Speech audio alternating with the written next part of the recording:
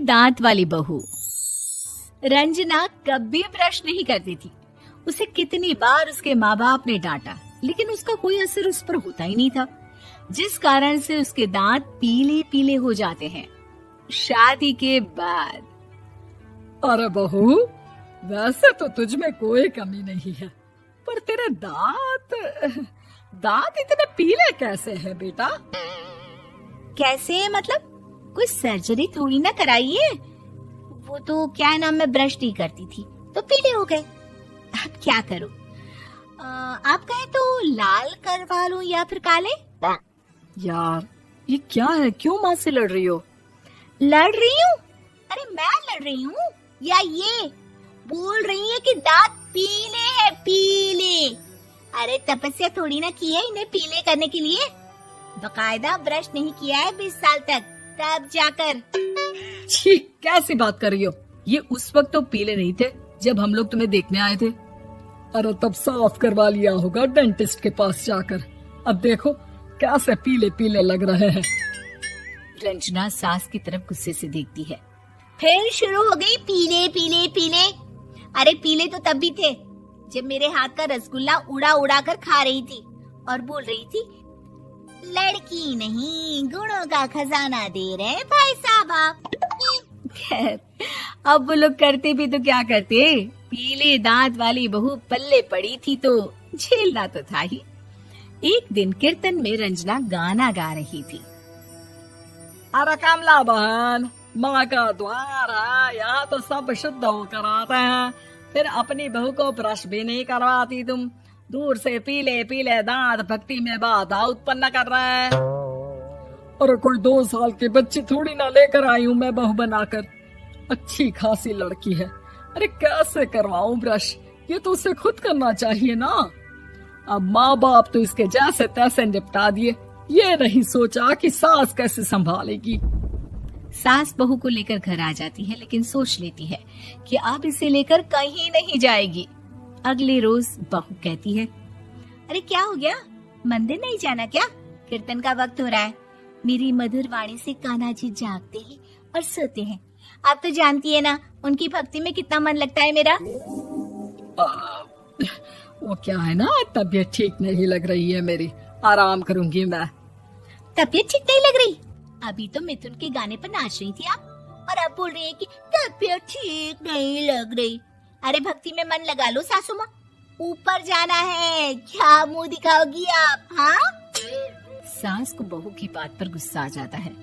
मैं क्या मुंह दिखाऊंगी, इसकी चिंता तो ना कर, समझी? अपने मुंह की चिंता कर, जो ये पीले पीले दांत लेकर हर जगह पहुंच जाती है। पता है लोग कितना मजाक बनाते हैं। ना जी ना, मैं नहीं जाना कहीं तेरे साथ। तो ये बात है। कोई ना, मत जाओ, मैं अपने कमरे में ही बैठकर भक्ति कर लूंगी। ऊपर वाला दांत थोड़ी ना देखता है, मन देखता है, भावना देखता है। और अरे बस बस, तू सब कुछ दिखा, बस ये सफेद चमकदार दांत ना दिखाना किसी को, है? जा यहाँ से। बहू को सास की बात का कोई फर्क नहीं पड़ता, वो तो जैसी थी वैसी ही रह जाती है। सुबह नहाकर किचन में खाना बनाना, फिर खाना खाना, कीर्तन भजन करना और सो जाना। एक दिन, माँ जी मैं सहेली के घर जा रही हूँ, शाम को लेट आऊंगी। हाँ, तो जाना, मैंने कौन सा तेरी आरती करनी है घर पर बैठकर।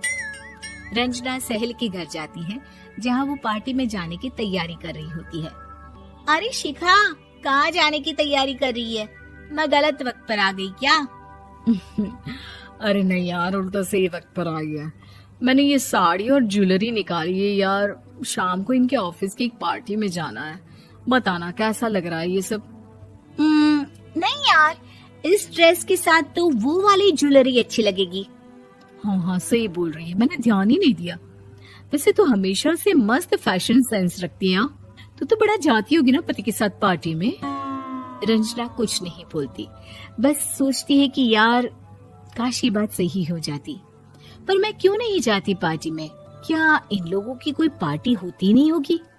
रंजना घर आती है और रात में पति से सवाल करती है, एक बात बताइए, आप मुझे किसी पार्टी में क्यों नहीं ले जाते? क्या आपके यहाँ ऑफिस में पार्टी नहीं होती? पति बेचारा क्या कहता कि दांत पीले हैं तुम्हारे इसलिए। अरे कोई पार्टी होती नहीं हम लोगों के ऑफिस में, तो कहाँ से लेकर जाऊं? और मार्केट, मॉल, कहीं वीकेंड घूमना, कहीं तो। अरे यार सारे हफ्ते में एक छुट्टी मिलती है, तो सोचता हूँ कि आराम ही कर लूं। क्यों? रंजना मन मार के रह जाती है। पहले कभी सास के साथ मंदिर जाया करती थी, लेकिन वो भी सास ने ले जाना बंद कर दिया। घर बैठी बैठी रंजना बोर हो जाती है। तभी उससे आइडिया आता है और वो मायके जाने का सोचती है। सासू माँ, 2 दिनों के लिए मम्मी के घर जा रही हूँ। अच्छा अच्छा ठीक है, आराम से जा। और हाँ, माँ से कुछ अच्छी आदत सीख कर आना कि कैसे शरीर के हर भाग की तरह दांतों की सफाई भी जरूरी होती है, समझी? शुरू हो गई ना आप। वो लोग आपकी तरह नहीं है कि छोटी छोटी बात का बतंगड़ बना दे। उन लोगों के लिए मैं मायने रखती हूँ, ना कि मेरे पीले पीले दांत। रंजना माँ को बिना बताए उन लोगों को सरप्राइज देती है, लेकिन जैसे ही वो दरवाजे पर पहुंचती है, अंदर देखती है कि घर वाले कहीं जा रहे होते हैं। अब माँ, काश रंजना दीदी के दांतों वाली प्रॉब्लम नहीं होती, तो वो भी हम लोगों के साथ चलती ना बुआ जी की बेटी की शादी में। हाँ बेटा, लेकिन अब उसे कौन समझाए कि उसको उसके पीले दांत नहीं दिखते, लेकिन उसके आसपास के लोगों को कितना एम्बैरेसिंग फील कराते हैं। मुझे तो कितनी बार उसके स्कूल की टीचर ने शिकायत की कि उसके साथ कोई लड़की बैठना भी नहीं चाहती, और ना ही कॉलेज में कोई उससे बात करना चाहता था। लेकिन पता नहीं क्यों उसे ये बात समझ में ही नहीं आती। कोई कमी नहीं है उस लड़की में, बस यही कि दांत पीले हैं। वो तो भला हो जीजा जी और उनकी माँ का, जो दीदी को जैसी है वैसे ही रखा हुआ है। रंजना को अपने घर वालों की बात सुनकर बहुत दुख होता है। वो सोचती है कि वो क्या करे, लेकिन फिर वो सीधा डेंटिस्ट के पास जाती है, अपने दांत चमकाती है और कसम खाती है कि वो रोज ब्रश करेगी। अरे क्या हो गया? तुम तो 2 दिनों के लिए गई थी ना। पर कोई ना, अच्छा है, चलो आ गई तो। रंजना सास के सामने आकर खड़ी हो जाती है और पूरी स्माइल करती है, उसके चमकदार दांतों को दिखाती हुई। हैं? चले मंदिर। माँ, मुझे माफ कर दीजिए, मैंने आप लोगों को बहुत एम्बैरेसिंग फील करवाया। मैं आज से रोज ब्रश करूंगी।